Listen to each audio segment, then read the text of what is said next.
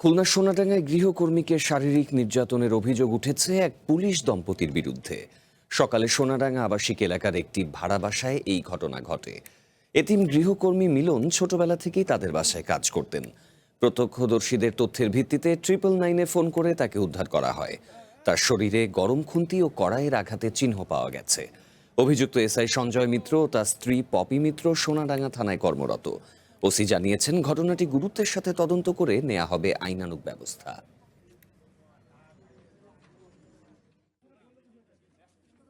উজ্জ্বল ভাই ওখানে বাইরের থেকে ভিডিও করেছে, সে দেখেছে যে তাকে কান ধরে উঠবস করাচ্ছে এবং কড়াই গরম করে সেকা দিচ্ছে। চোখের চারিপাশেও তার ক্ষত, তবে যেটা মনে হলো যে ক্ষতগুলো হয়তো আগের বলে কিছুটা শুকিয়ে গেছে। আমরা প্রয়োজনীয় ব্যবস্থা নিব ইনশাল্লাহ। আগে দেখি ভিকটিমের কি অবস্থা, সে যদি অসুস্থ হয় তার চিকিৎসার ব্যবস্থাটা আমরা আগে করব।